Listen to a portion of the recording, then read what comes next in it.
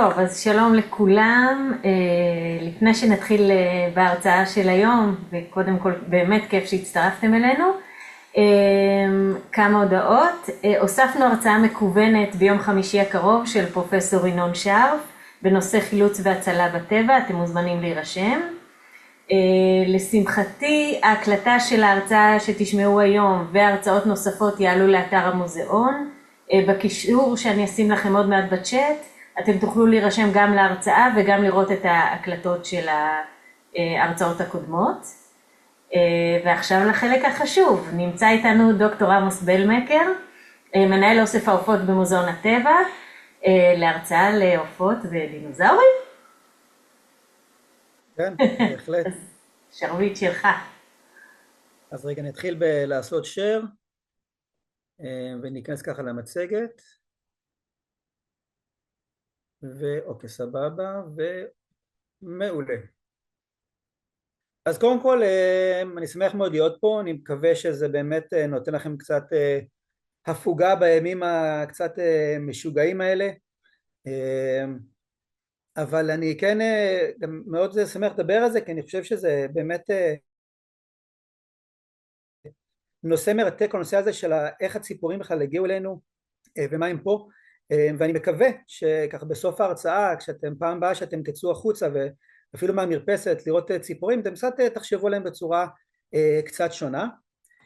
לפני שאני אתחיל, אני אגיד שבאמת ההרצאה הזאת היא חלק מקורס שאני מתכנן להעביר באביב, קורס שלם על אבולוציה של עופות ומגוון, פתוח לקהל, אז אתם מוזמנים להיכנס לאתר של המוזיאון ולהירשם מי שרוצה, וכל הפרטים נמצאים שם. אבל הסיפור שלנו בעצם מתחיל בשנת 1861, זה בעצם שנתיים אחרי שדרווין פרסם את מוצא המינים, כך זה בא לו ממש בזמן, כשמצאו בדרום גרמניה את המאובן הזה של מין שנקרא ארקאופטריקס, וכבר ככה מלהסתכל עליו אפשר לראות כמה דברים מאוד מאוד מיוחדים. אז קודם כל אפשר לראות שיש לו נוצות, אני מקווה שאתם רואים שאלו נוצות, את המריחות האלה, ואם מסתכלים עליהם מקרוב אפשר לראות גם שבגלל שהן אסימטריות אנחנו חושבים שהארקאופטריקס הזה יכל לעוף, אבל בנוסף אנחנו רואים שיש לו זנב גרמי של עצם, שלציפורים בנות ימינו אין זנב של עצם, או הכל זנב שלהם הוא רק מנוצות. בנוסף יש לו גם 3 אצבעות עם ציפורניים בקצה, ושיניים יש לו בגולגולת שגם לא כמו ציפורים בנות ימינו, וזה כמובן עורר הרבה מאוד עניין, בייחוד אצל תומאס הנרי אקסלי, שהוא היה ידוע בזה שהוא היה מאוד תומך מאוד מאוד נלהב של דרווין ושל תורת האבולוציה באופן כללי. אז זה ציטוט אחד מתוך איזה מאמר שהוא כתב, בייחוד ספציפית אחרי שגילו את הארקאופטריקס, הוא אומר if the whole hindquarters from the ilium to the toes of a half-hatched chicken could be suddenly enlarged, ossified and fossilized as they are, they would furnish us with the last step of transition between birds and reptiles, for there would be nothing in their character to prevent us from referring to them to the dinosauria.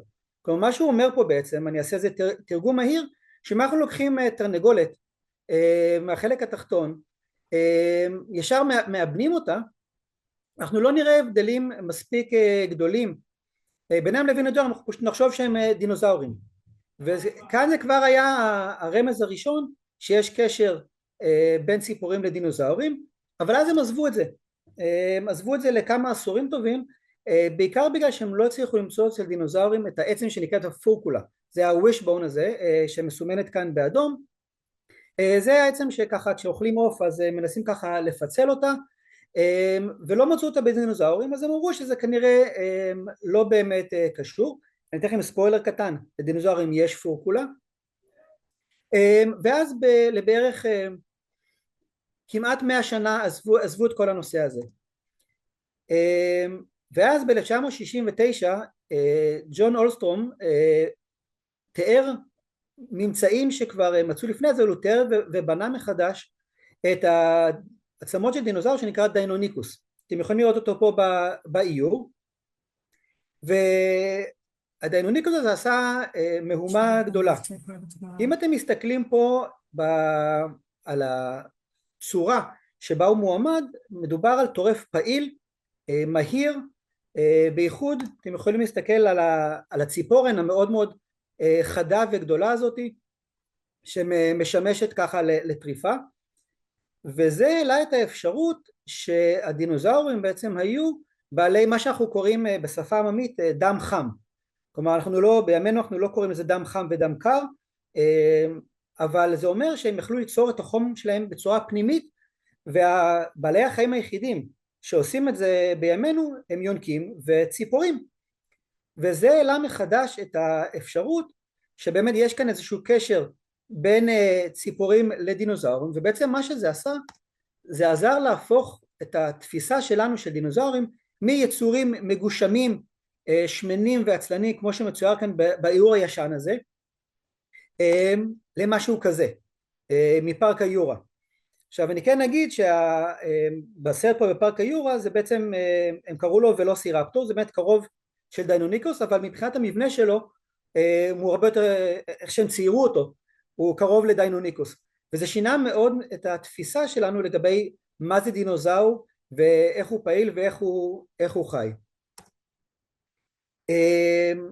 20 שנה אחר כך תיארו דינוזאור קטן שנקרא סינוסאורופטריקס מסין, בגלל זה השם שלו סינוסאורופטריקס, ואתם יכולים לראות ממש קרוב את הפלומה הזאת ממש על הגב שלו, ופתאום זה מראה לנו שדינוזאור, כלומר אין סינוסאורופטריקס היה דינוזאור, אבל יש לו נוצות, או לפחות משהו שנראה כמו התחלה של נוצות, וזה התיישב מאוד מאוד יפה עם מודל תיאורטי של איך נוצות התפתחו אבולוציונית. אנחנו נדבר על המודל הזה יותר מאוחר, ושם זה כבר התחיל ממש ליפול האסימון שבעצם ציפורים הם משהו מיוחד.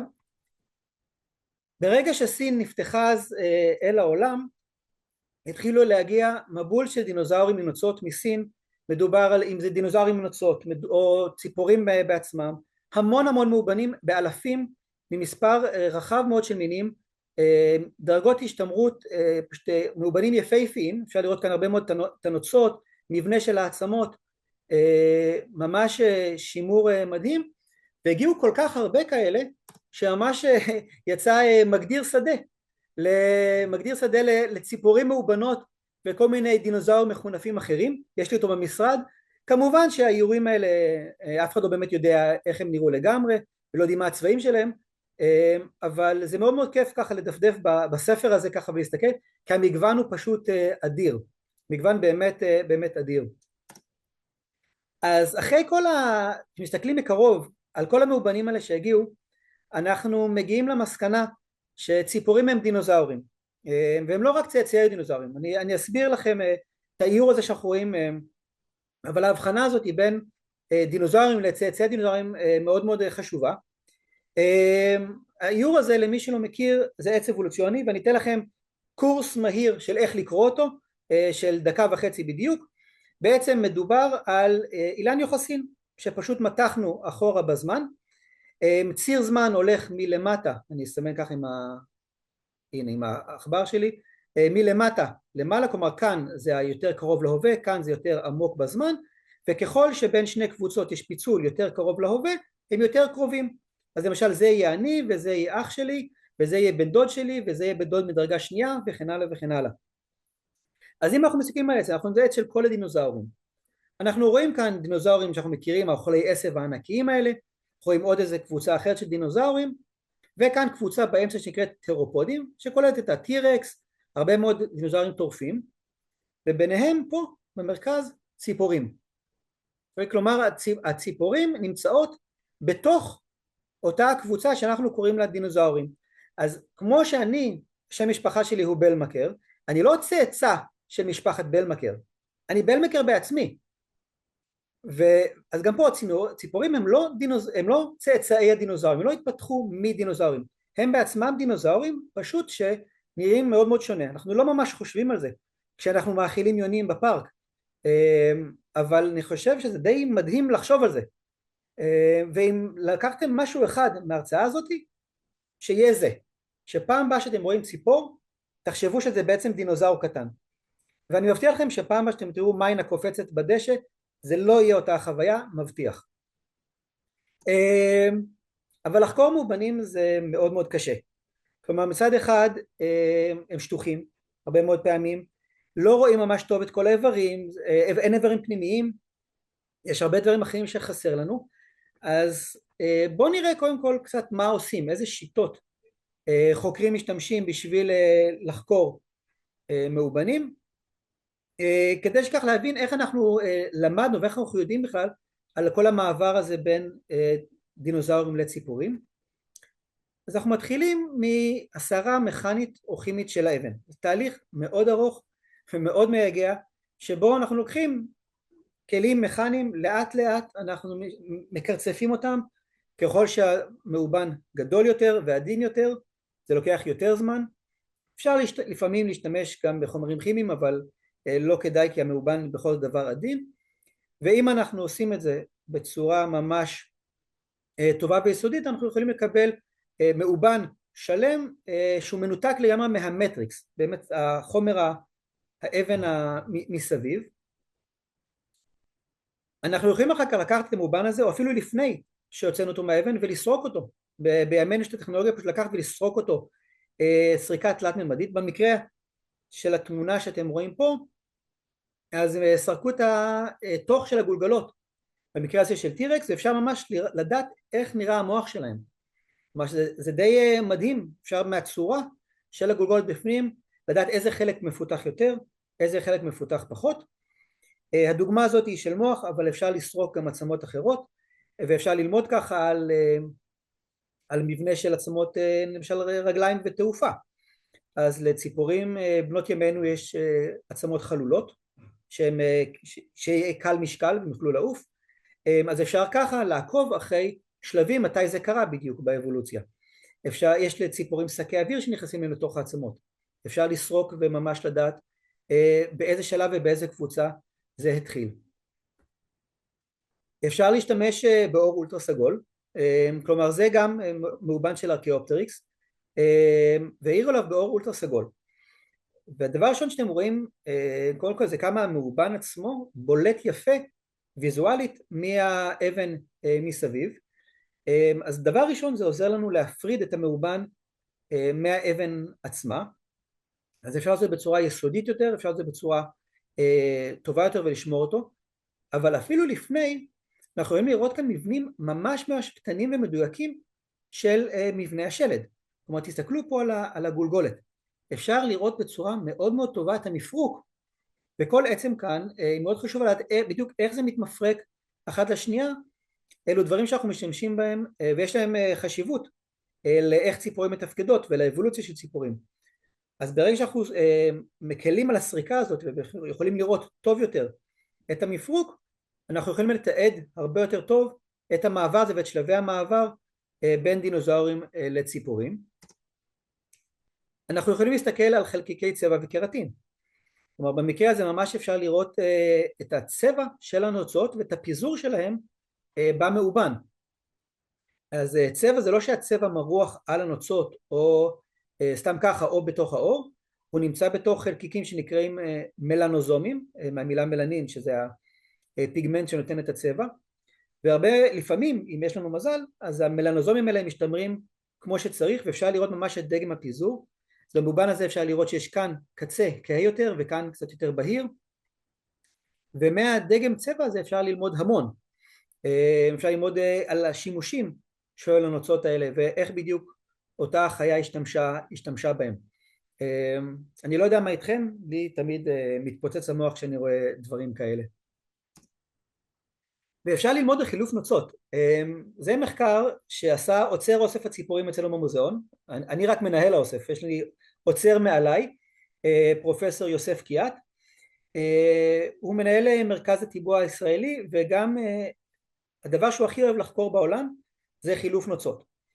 הציפורים חייבות להחליף נוצות באופן תקופתי כי הן מתבלות עם חשיפה לשמש, עם שפשוף מכני, הן מתבלות ציפורים חייבות להחליף אותן תקופתית, כל ציפור ואסטרטגיית החילוף והתזמון שלה של החילוף. אבל מה שיוסף עשה פה, לוקחים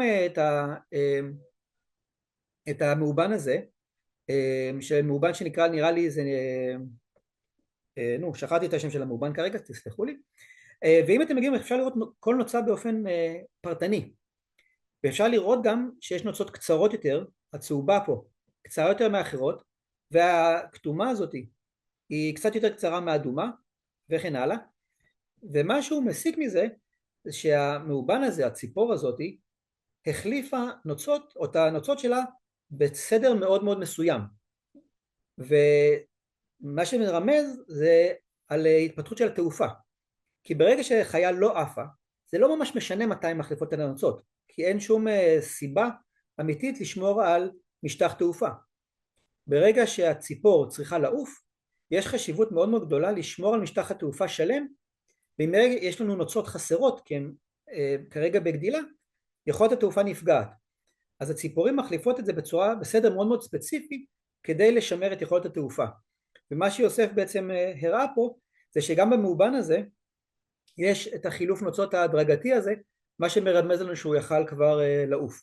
וזה אפשר ללמוד המון המון על איך דינוזאורים עלו לאוויר. אז אם נשים את הכל ככה ביחד, יש כאן איזה 3 דוגמאות לשינויים שאפשר לראות. העץ האבולוציוני שאתם רואים פה זה עץ דומה למה שאנחנו ראינו, פשוט עם קבוצות שונות של מאובנים, ובמקרה נגיד השמאלי העליון אפשר לראות את הצורה של איך המוח השתנה. ציפורים הן דווקא מאוד מאוד חכמות, והמוח שלהן מאוד מאוד מפותח, הרבה יותר ממה שחושבים, ומה שהעץ הזה פה מראה פה את השינויים שקבוצות הציפורים השונות עברו, המוח שלהם עבר לאורך האבולוציה, ממוח קדום יותר למוח יותר מודרני. פה מדובר על המפרוק, דיברנו מקודם על המפרוק של כל העצמות בגולגולת, אז אפשר לראות פה יפה איך כל קבוצה של ציפורים, ככל שאנחנו מתקדמים יותר ימינה אל ציפורים מודרניות, המפרוק משתנה, והתמונה התחתונה זה בעצם המפרוק של הכתף, זה כמובן מאוד מאוד חשוב לתעופה, כי ציפורים שמנפנפות בכנפיים על מנת לעוף, מאוד מאוד חשוב איך זה מתמפרק. אז בגרף אחד זה נראה ככה שככל שיש לנו קבוצות יותר עתיקות, פטרוזאורים שהם לא דינוזאורים, אלא דינוזאורים האוכלי עשב הגדולים, ככל שאנחנו עולים במהלך האבולוציה לכיוון ציפורים מודרניות, אנחנו רואים תכונות יותר ויותר ציפוריות, אוקיי? במרכאות, אוקיי? כל פעם נוספת לנו תכונה אחרת, או התכונות נהיות יותר ויותר מודגשות, ויותר ציפוריות ויותר מפותחות. אז מצליחים ממש לשים את הכל על איזה רצף כזה, מאוד מאוד מאוד מרשים. והיכולת הזאת לתאר את המעבר מדינוזאורים לציפורים נחשב את אחד מהישגי הדגל של הפלאונטולוגיה מעולם. זה באמת הישג מאוד מאוד מרשים, אפשר לתאר בדיוק מתי קרה כל שינוי. אני הזכרתי רק כמה מהם, אבל יש המון המון שינויים שדינוזאור צריך לעבור לפני שהוא נהפך לציפור, אם זה בצמצום של מספר האצבעות וכן הלאה וכן הלאה. אבל מעלה שאלה מאוד מאוד מעניינת, מתי דינוזאור עם נוצות הופך להיות ציפור? כלומר, מתי אנחנו פעם ראשונה אומרים שמאובן שמצאנו הוא לא דינוזאור עם נוצות אלא הוא ציפור? ואני חושב שאין לזה באמת תשובה אחת מאוד מאוד ברורה. כלומר, מדענים מאוד אוהבים לקחת דברים שהם רציפים ולחלק אותם למגירות, כי זה עוזר לנו לסדר את העולם ככה בראש, שדברים הם מחולקים יפה יפה למגירות. אבל כל התהליך הזה שאני תיארתי ומה שאתם רואים פה באיור, זה תהליך רציף. ופעם היינו יכולים להגיד שכל דבר שיש לו נוצה הוא ציפור, בצורה מאוד מאוד ברורה. והיום זה באמת נכון, היום כל דבר שיש לו נוצות הוא ציפור, אבל פעם זה לא נכון. פעם היה לנו דינוזאורים שיש להם נוצות והם לא ממש ציפורים. אז זו שאלה שנהיית שאלה קצת פילוסופית, על איך אנחנו מגדירים ציפור. אני לא אכנס כרגע לכל הדיון הזה, זה לא במקום, אבל תחשבו על זה קצת כשאתם הולכים לראות מיינות בפארק, תנסו להרהר על זה משהו, איך אנחנו מגדירים בכלל מה זה ציפור, איך אנחנו יודעים איפה עובר הגבול. אני לא בטוח שיש תשובה מאוד מאוד חד משמעית. מה שאנחנו כן רואים זה שטירקס הגדול והידוע לשמצה נמצא בתוך קבוצת בעלי חיים שלחלקם לפחות היו נוצות. מה שמעלה לנו את הרעיון המאוד מאוד לדעתי מגניב, שאולי לטירקס היו נוצות, אולי הם לא היו נוצות מפותחות כמו שהאמנו, הוא לא יכל לעוף, הוא היה הרבה יותר מדי גדול בשביל לעוף, אבל יכול להיות שהוא נראה ככה כמו באיור הזה. אנחנו לא יודעים, בינתיים כל המאובנים של טירקס שמצאנו היו ללא נוצות, אבל אולי מתישהו עוד נמצא איזה מאובן שישנה לו את התפיסה של איך הוא נראה. אז אנחנו יודעים שציפורים הם בעצם דינוזאורים. אני רץ מהר מאוד. אבל זה מעלה בעצם, אז אם ציפורים הם דינוזאורים, אנחנו צריכים להסביר שני דברים עיקריים. דבר ראשון זה איך התפתחו נוצות. אוקיי? זה משהו חדש לקבוצה הזאת, אין את זה באף קבוצה אחרת בעולם. ודבר שני, איך הם התחילו לעוף. אנחנו יודעים שפטרוזאורים הם לא דינוזאורים, זה זוחלים מעופפים אחרים, ודינוזאורים הם שוכני קרקע. אז נוצות הם פלט טבע של ממש, אני חושב. ואני חושב שאני יכול גם בקלות לשכנע אתכם שאני צודק. אז קודם כל הן משמשות להמון המון תפקידים. דבר ראשון, שמירה על חום גוף. אתם יכולים לראות את האזור הפלומתי הזה, הפלומה הזאת, וכולנו מכירים, פוך אווזים, והשמיכות הכי מחממות. זה חומר שהשתמשו בו מאות אם לא אלפי שנים לבידוד, למעילים, אז זה פועל גם לציפורים עצמם, זה פועל לבידוד, וזה אחת הדרכים של ציפורים שחיות בכתבים לשמור על חום הגוף שלהם. זה משמש לתקשורת. הציפור הזאת היפהפייה הזאת נקראת Royal Flycatcher מדרום אמריקה. נתתי פה דוגמה אחת ויזואלית ובמיוחד, אבל כולנו מכירים את טווסים. יש ציפורים מגוון צבעים, הן משמשות להרבה תפקידים. יש את הציצית של הדוכיפת שיכולה לזוז ולשמש לתקשורת בין הפרטים השונים, זה בהחלט תפקיד מאוד מאוד חשוב. חיזור, אנחנו רואים פה את ציפור גן עדן, משתמשות בכל מיני מבנים מאוד מיוחדים.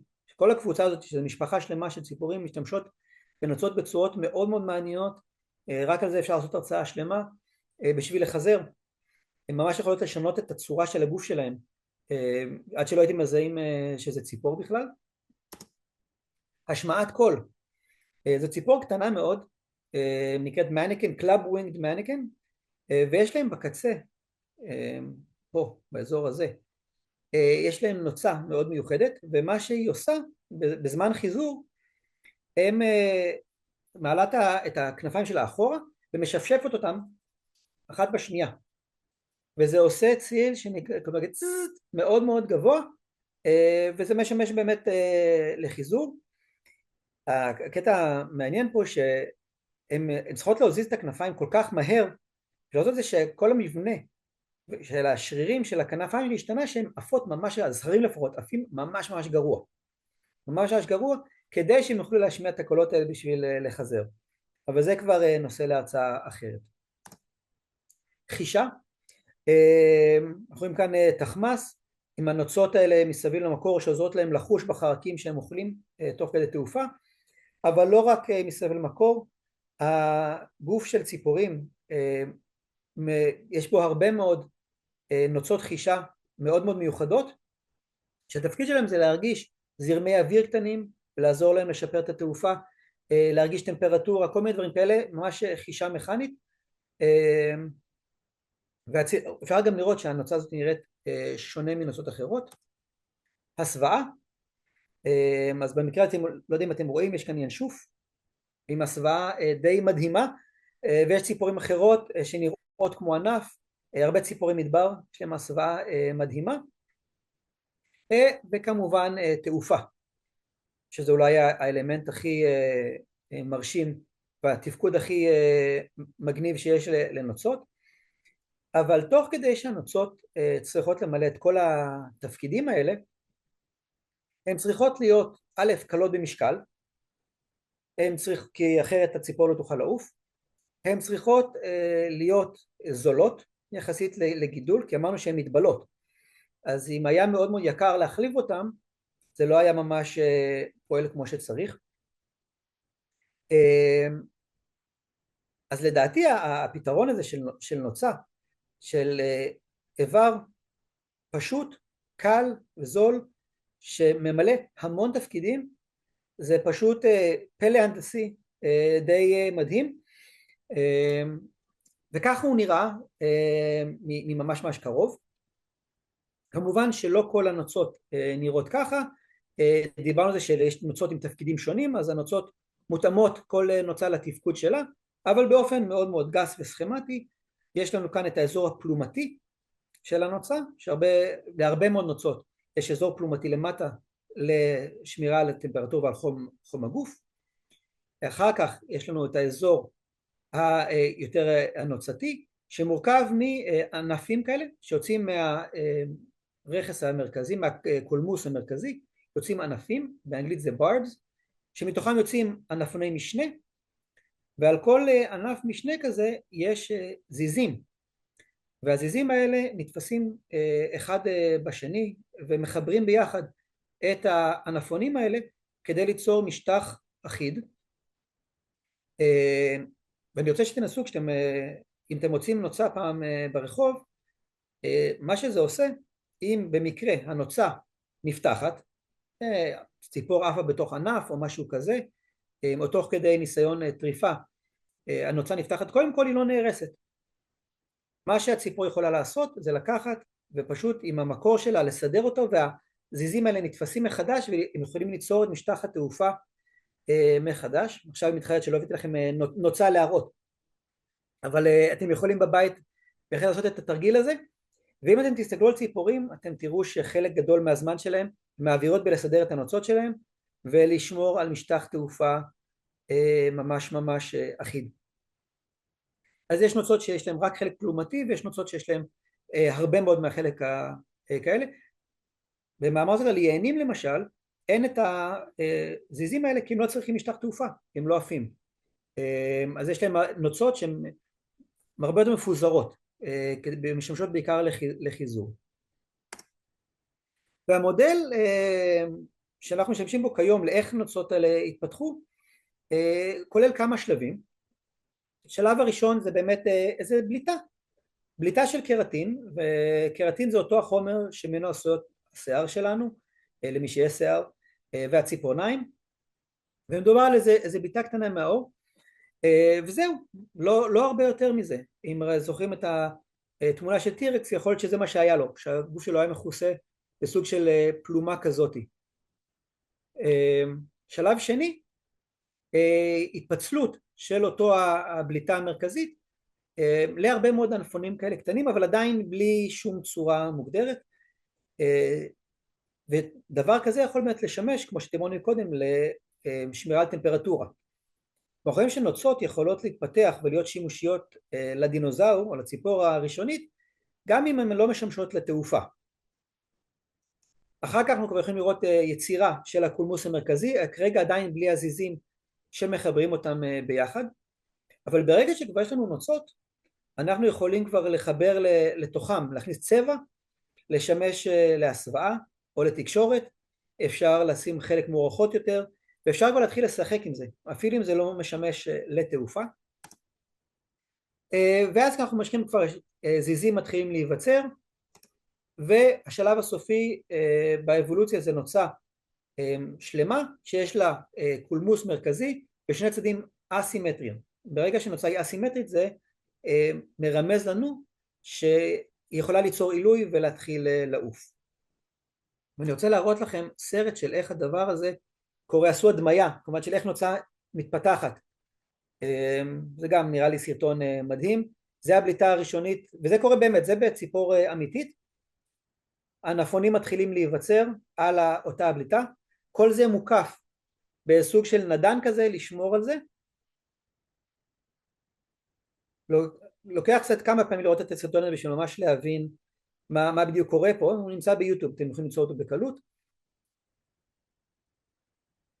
הנה הענפונים מתחילים להיווצר בצורה סיבובית.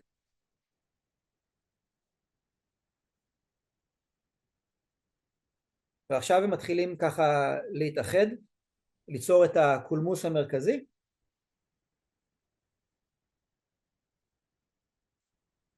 ובשלב האחרון הנדן הזה מתפרק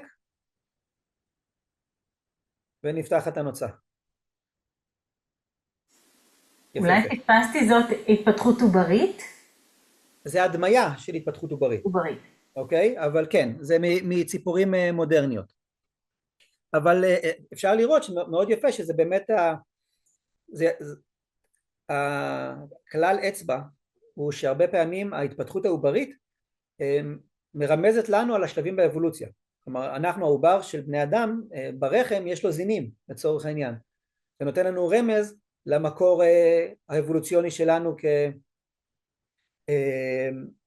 ורק אחר כך אחרי ששלבים התפתחים מאוחרים יותר הזינים האלה נעלמים. אז גם פה זה מרמז ויכול לתת לנו רמז לאיך הנוצה הזאת התפתחה במקור אבולוציונית.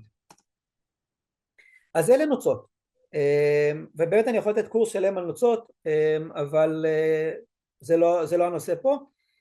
אבל יחד עם זאת הם המריאו, כלומר הם השתמשו בנוצות האלה בהתחלה לטמפרטורה, אחר כך לתקשורת, אולי להסוואה, אבל מתי הם התחילו לשמש להם לתעופה, או יותר ספציפית מתי הם התחילו לנפנף בכנפיים.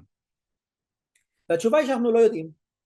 אני בדרך כלל התשובה שלי לכל דבר הזה אנחנו לא יודעים, ואם מישהו אומר לכם שהוא יודע אז או שהוא משקר לכם או שהוא מנסה להרוויח משהו. אבל יש כמה רעיונות. הרעיון הראשון הוא שהם מלמעלה למטה. כלומר אם אתם זוכרים את ארכיאופטריקס אתם זוכרים שהיה לו ציפורניים כאלה בקצה האצבעות, והרעיון הוא שהם טיפסו על עצים בשביל גם לברוח מטורפים וכן הלאה, ואז הם קפצו ודאו למטה. לאט לאט נוצות עזרו להם להגדיל את טווח הדאייה יותר ויותר רחוק, ועד שמתישהו תעופה אקטיבית, מה שבאמת עם נפנוף כנפיים, כבר עזרה להם לעלות למעלה, וזה אינטואיטיבית נראה לנו משהו הגיוני, כי דאייה זה משהו שהוא מאוד מאוד נפוץ בעולם החי.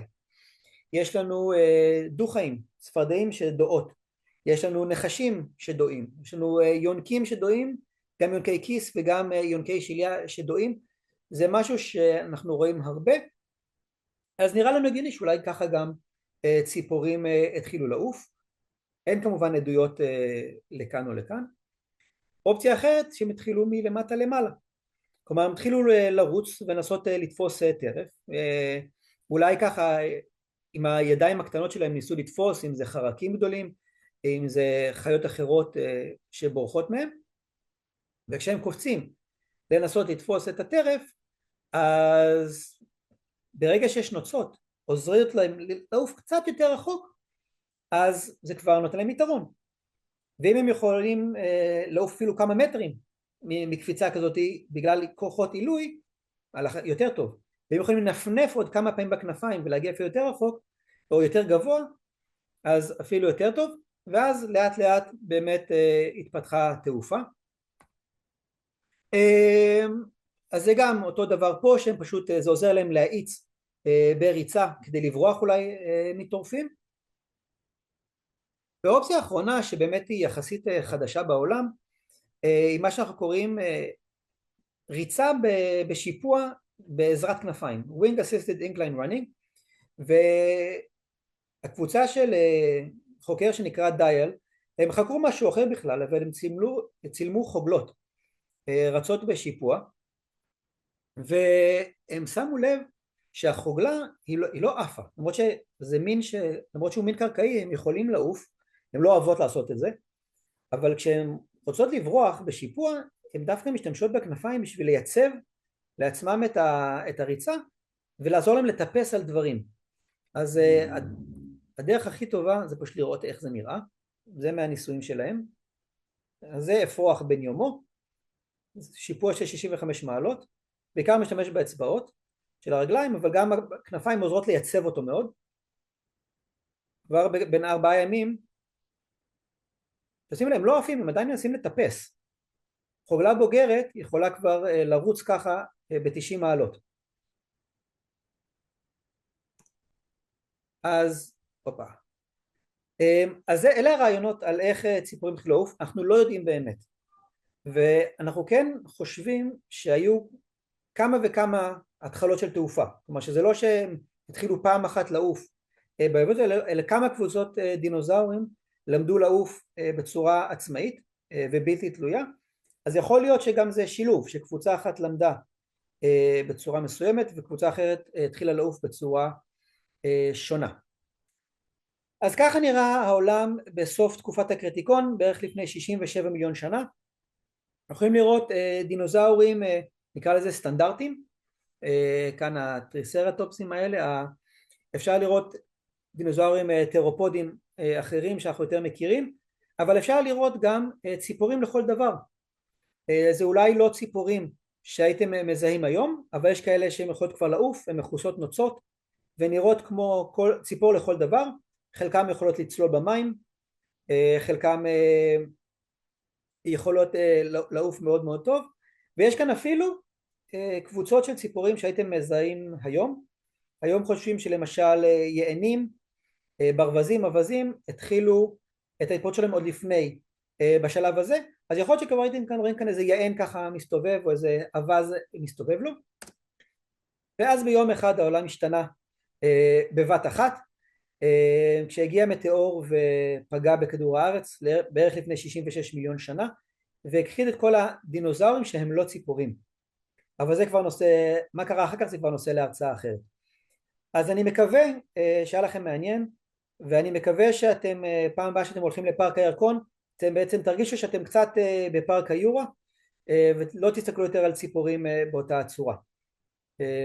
זהו, אם יש לכם שאלות אני אשמח לענות. אתם יכולים לשאול בצ'אט או אולי רק אני אתחיל עם שאלה אז. הציפורים של היום, יש איזושהי השערה מה בהם גרם להם לשרוד את הקטסטרופה? אז כן, כרגיל לא מסכימים, אוקיי? אני נאמן לזה שאין תשובה חד משמעית. אוקיי, אז קודם כל אני אגיד לך שלא יודעים בכלל איפה הם שרדו בחלק הצפוני או בחלק הדרומי, אבל כרגע המחשבה היא שהמטאור שפגע השמיד את רוב הצומח בעולם, או לפחות בחלק הצפוני. המטאור פגע באזור של מפרץ מקסיקו, כלומר בחצי הכדור הצפוני, אז שם הנזק היה הכי גדול, ורוב היערות שם או נשרפו או מתו אחר כך מחוסר שמש, ואז הציפורים היחידות שיכולות לשרוד הן ציפורי קרקע, שלא צריכות לעוף, לא יכולות לטפס על עצים, לא צריכות עצים בשביל לחיות. אז משהו אם תדמייני איזה באמת יען קטן כזה, או משהו בסגנון הזה, אבל לא באמת יודעים. זו התשובה, זה הכל השערות. מעולה, תודה. יש עוד למישהו שאלה? הנה, יש שאלה בצ'אט. שואלים, ענת, אולי תסבירי, את שואלת של דגים גם, מה גם? אוקיי, ענת, את רוצה? טוב. אז אולי אני אנסה לנחש מה ענת התכוונה והיא תתקן אותי. היו דינוזאורים שדגו, כן, היו דינוזאורים שדגו. בדרך כלל כשיש דרך פרנסה פנויה בטבע, יש לה נטייה להתמלא על ידי מישהו. כלומר, אז אם יש צורת חיים, במקרה הזה דינוזאורים שדגו, שאף אחד לא עושה אותו, אז יש בהחלט דינוזאורים וציפורים שדגים, כמו שהיום יש גם שלדגים, הזכרת, ויש ענפות שדגות, והנה יש גם פינגווינים ששוחים, כלומר שממש חוזרים משתמשים בכנפיים שלהם בתור סנפירים. אז כן, בהחלט. האם הצליחו עם DNA? אז העניין הזה של DNA, הזכרתי את פארק היורה, זה פנטזיה לגמרי, פנטזיה עם ביסוס מדעי, אבל אי אפשר להוציא DNA מכל כך רחוק בזמן.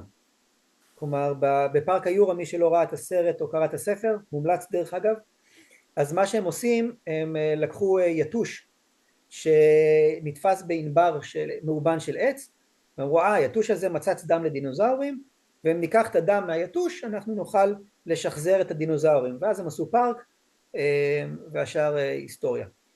אבל במציאות יש שיטות לעבוד עם DNA, מה שקוראים DNA עתיק, אבל זה לא מגיע כל כך הרבה אחורה, כי DNA מתפרק כל כך הרבה זמן, אז זה לא משהו שהוא אפשרי אפילו בתיאוריה, זה לא משהו שהוא אפשרי.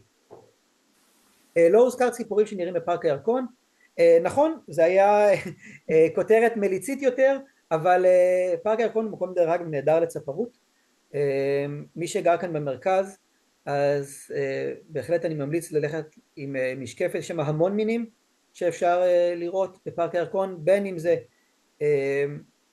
מינים נודדים, שעכשיו זה העונה ללכת לראות מינים נודדים, לצערי יש שם גם הרבה מאוד מינים פולשים, אבל שדגים ופרפורים וציפורי שיר קטנות בשיחים, מאוד מאוד מומלץ.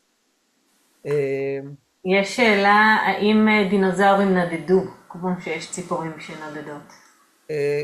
אני חושב שהיו מינים ספציפיים, אני לא מכיר עכשיו שם ספציפי, אבל כן, היו דינוזאורים שנדדו. בכלל נדידה היא תופעה הרבה יותר נפוצה שאנחנו חושבים. הנדידה של ציפורים היא אולי אחת המרשימות ויזואלית, כי רואים אותה בהמונים, אבל קודם כל יש גם את הנדידה המונית בסרנגטי באפריקה של אוכלי העשב שם, במיליונים של גנוש נודדים, יש נדידה של חסרי חוליות, גם פרפרים שנודדים מעל ישראל, המונארק בצפון אמריקה, יש נדידה של חסרי חוליות במים שנודדים לעומקים שונים ועולים, אז גם דינוזאורים נדדו, כלומר התופעה הזאת שאתה יוצא בצורה מחזורית מאזור הרבייה שלך לחפש מזון, היא מאוד מאוד נפוצה בטבע. יש ציפורים עם סוג של שיניים? לא. אז יש ציפורים שיש להם בליטה, למשל לבזים ולתוכים יש איזו בליטה בחלק המקור הקרני שלהם, אבל זה לא שיניים כמו שלנו יש. כלומר, כשאנחנו מדברים על שיניים, אנחנו מדברים על שן שהיא עשויה מסידן ואמייל, שיוצאת מתוך המחוברת אל הלסת. ציפורים, כדי לשמור על משקל נמוך ויכולת תעופה, אין להם שיניים כאלה. מה שקרה, המקור החיצוני שלהם, חלק זה מצופה בחלק שהוא גם עשוי מסוג של קרן כזאתי, והצורה שלה, אם זה קצר ושפיצי לאכול חרקים, או אם זה גדול בשביל לאכול זרעים, הצורה הזאתי ממלאת את התפקיד ששיניים ממלאות. אבל גם ציפורים לא עושות באופן כללי, הן בולות את הטרף שלהם שלם. מבנה שהסנפירים הם גם משהו שהיה קיים אצל דינוזאורים. אז אצל דינוזאורים ששחו, זה לא היה בסנפירים, זה היה גפיים קדמיות שעברו להתאמה. הרבה אבל מה שאנחנו מדמיינים כדינוזאורים ששוחים זה בעצם קבוצות של זוחלים ימיים אחרים, הם לא דינוזאורים. כשמדענים אומרים דינוזאורים, מתכוונים לקבוצה מאוד מאוד ספציפית של זוחלים, כשהציבור הרחב אומר דינוזאורים, מתכוון לכל דבר גדול ומפחיד שהיה חי פעם. אז חשוב לדפטרוזאורים, המעופפים, הם לא דינוזאורים, הם זוחלים מעופפים, והמוזוזאורים וכל אלה הם זוחלים ימיים ששוחים, אבל הם לא דינוזאורים. עוד שאלות? יש עוד. ההוכחה העיקרית שציפורים הם דינוזאורים הם כמעט שנוצרות, קודם כל זה אחת מההוכחות. יש הפלאונטולוגים עם כל השיטות שהזכרתי, אם זה אולטרה סגול וסריקות תלת-ממדיות וכל השיטות שהזכרתי, הצליחו להראות רצף מדהים של שינויים, לא רק בקיום של נוצות, אלא גם במבנה המוח ובמבנה של המפרוג של העצמות ובצורה של העצמות, ועם העצמות חלולות ומכילות שקי אוויר ודברים כאלה. כלומר להפוך דינוזאור לציפור, יש בזה המון המון שינויים שחיה צריכה לעבור, לא רק נוצות. כלומר אם עכשיו תשימי נוצות על בן אדם הוא לא יצליח לעוף כי הוא כבד מדי, מצריך המון המון שינויים אחרים גם בפיזיולוגיה, באיך הוא מנצל שומן וכן הלאה. אז הנוצות הן אחת מההוכחות, אבל אני כן אגיד שהפטרוזאורים שכרגע אמרנו שהם לא דינוזאורים, גם להם יש פלומה, או לפחות עדויות לפלומה. אז נוצות הן בכלל לא רק דינוזאורים האלה הם נוצות, אז זה אפילו עוד יותר מורכב מזה.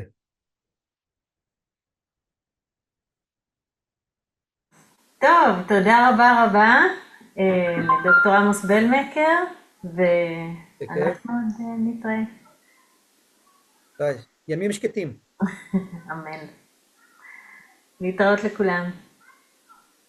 תודה.